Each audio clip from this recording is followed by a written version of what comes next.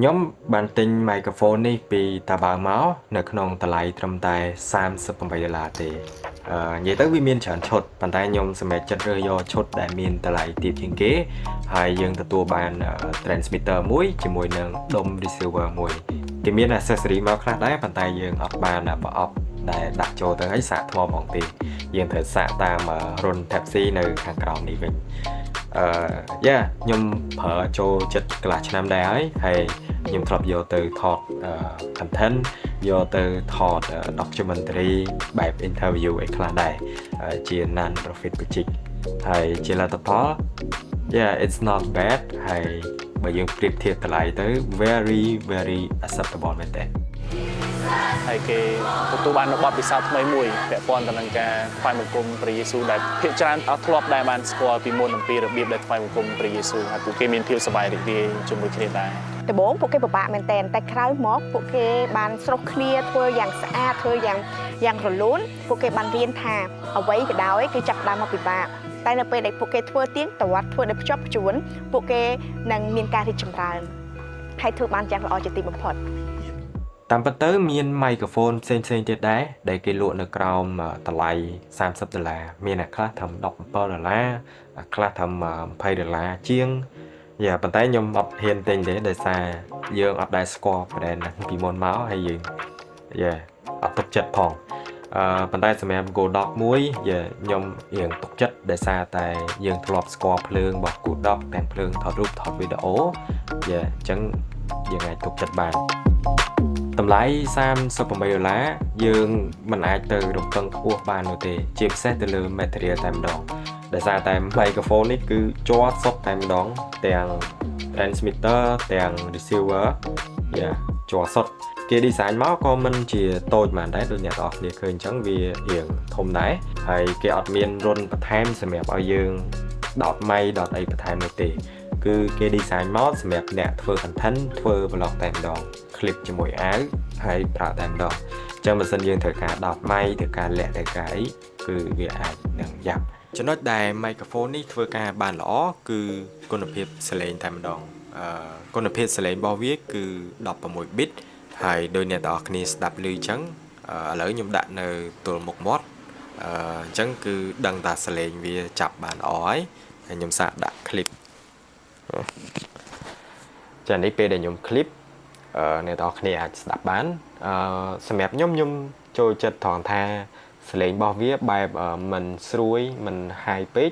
ប៉ុន្តែក៏វាមិនបែបកង្អល់ពេកនោះដែរនិយាយទៅគឺវាមកយើងស្ដាប់ទៅព្រោះហើយសម្រាប់ microphone នេះវាក៏មានមុខងារកាត់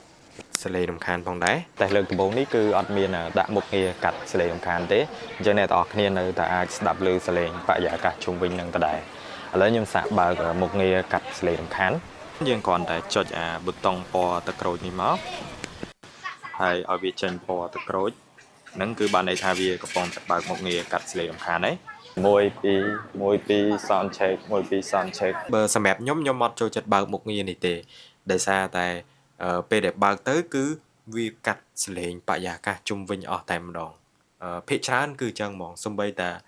ពេលដែលខ្ញុំប្រើ microphone របស់ DJI ក៏ចឹងដែរវាកាត់អស់ link តែម្ដងអញ្ចឹងខ្ញុំសុខចិត្តអត់បើកសុខចិត្ត record 32 bit float ហើយយើងយកមកកែនៅក្នុងផុសវិញ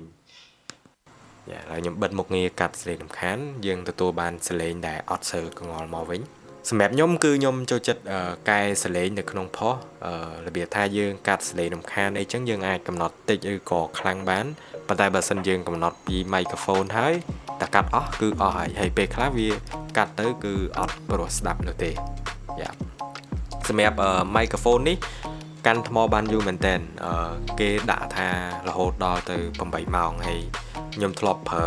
ពេលខ្លះខ្ញុំថតជាប់គ្នាអញ្ចឹង 2-3 ថ្ងៃឯដែរយើងថតម្ដង1ម៉ោង2ម៉ោងអី yes no problem ជាមួយរឿងថ្មហើយមួយទៀតសេវារបស់ wireless ហ្នឹងគឺវាបានរហូតដល់ទៅ200 ម៉ែត្រប៉ុន្តែខ្ញុំអត់ដែលតេស្តដល់ហ្នឹងទេខ្ញុំធ្លាប់តែឃើញគេតេស្តនៅក្នុង YouTube ខ្ញុំធ្លាប់តេស្តឆ្ងាយបំផុតដូចជាខ្ទង់738អីទេយ៉ាង1 2 3 sound check 1 2 3 sound check ខ្ញុំគិតថាយើងមិនដែលថត vlog ណាចង្ងាយដល់200ម៉ែត្រអីទេប៉ុន្តែបើសិនជាវាអាចបានដល់200ម៉ែត្រមែនវាបង្ហាញថា microphone នេះវាមានសេវាល្អអញ្ចឹងបើសិនជាយើងទៅតំបន់ខ្លះដែលវាមានការរំខានសេវាអញ្ចឹងក៏វាអត់ពិបាកដែរខ្ញុំធ្លាប់ប្រើ Ceramic ហើយខ្ញុំថតបច្ចិកមួយនៅជ្រោយចង្វាហើយអត់ដឹងមិនទេតំបន់ហ្នឹងឲ្យទៅគឺរអាក់រអួលហ្មងថតអាសឹងថាចិត្តគ្នាហើយក៏ដាច់ស្វាដែរនេះគឺបទពិសោធន៍ពីខ្ញុំទៅសម្រាប់ខ្ញុំបើសិនជាយើងរក microphone ដែលមានតម្លៃធូរថ្លៃគុណភាពដែលacceptable ណាយើងអត់និយាយថាវា professional ទេយើងនិយាយថា acceptable គុណភាពល្អហើយយើងថតបែបអត់ត្រូវការលាក់ម៉ៃទេខ្ញុំពិតជា recommend Godox WEC WEC ខ្ញុំច្បាស់មិនបានគេដាក់ឈ្មោះចឹងវាពិបាកហៅដែរពេលខ្លះខ្ញុំហៅ Godox Vac អូខេអញ្ចឹងឈ្មោះវាមិនទៅសំខាន់យើងយកមកប្រើគុណភាពល្អតម្លៃ acceptable